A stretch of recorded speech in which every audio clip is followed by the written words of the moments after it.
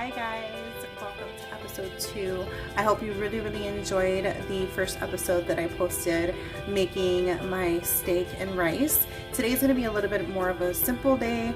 It's been a long day with the kids, so we are going to be having fries and breaded chicken. So please don't forget to subscribe and like this video so you can see more of my videos coming up.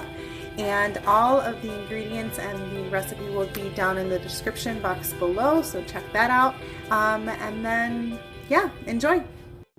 Okay guys, so the ingredients that we're going to need for the breaded chicken, I like to combine Panko bread crumbs and regular breadcrumbs when I am frying breaded chicken, because it's just the texture and the consistency is so good. You still get the crunch from using the panko, but yet you're getting the consistency and the adherence of the breadcrumbs on the chicken, which is great. So I like to mix them too. I get them both in Italian style. We're also going to need some flour, you're going to need some eggs, and then you're going to need about a tablespoon, depending on how many chicken you have. I have 3 whole chickens that I've butterflied and cleaned here, and we're going to be using a tablespoon of the chili powder, the paprika, garlic, onion, ground pepper, and another great seasoning that I like to use is called complete seasoning. And in here you have basil, parsley, garlic, onion, a whole bunch of great herbs that you can apply to your chicken. We will go ahead and apply that to every part of our dish. So in our flour bowl here, we're going to go ahead and add a tablespoon of all those ingredients, as well as the breadcrumbs and the panko, and we're going to put some salt and pepper into our beaten eggs here. I'm using 4 today for this recipe. Once I've gotten this all together and mixed, then we'll go ahead and start on our seasoned wedges. Okay, so we're all set up here. I have all of my seasoning and each of my components, my flour, my breadcrumbs, and my panko, my eggs. My meat is well seasoned too. So we're gonna go ahead and beat up the eggs. You don't wanna overbeat them either, because then they start becoming frothy and the breadcrumbs won't stick that easily.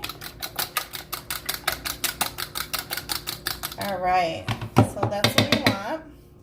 So now we're gonna go ahead and start. We're gonna take our first chicken. You wanna first put it into the flour.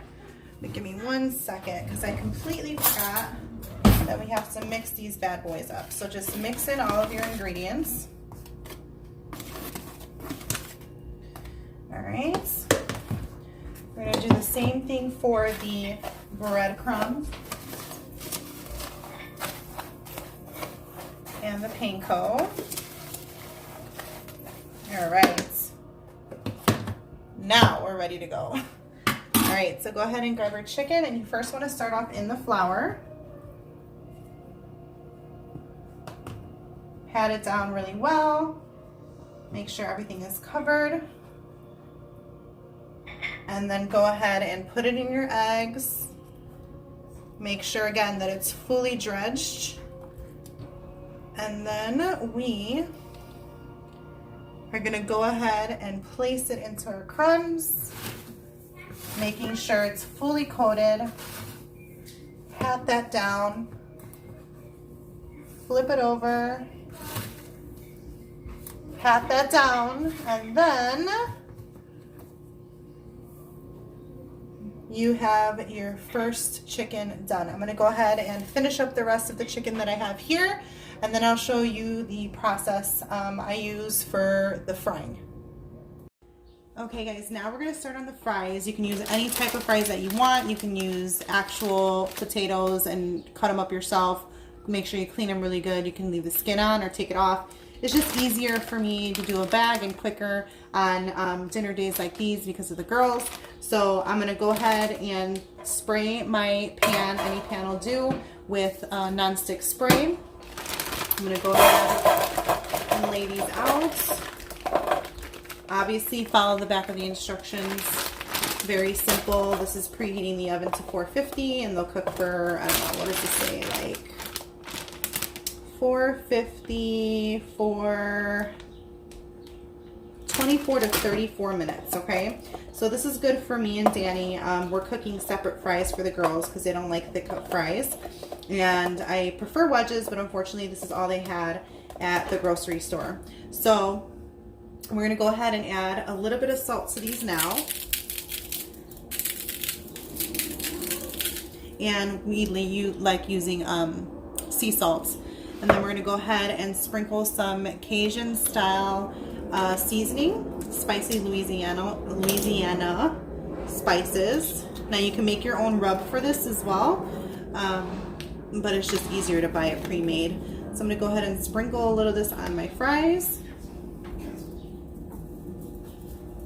Now there is a little bit of salt content on here as well, so if you are pre-seasoning your fries, just ensure that you're not putting too much salt prior to putting the spice rub on. All right, I would say I sprinkled about a tablespoon to a tablespoon and a half on the fries. All right, my oven is preheating, and then right next to me I do have my stove going here, so I can start frying the chicken.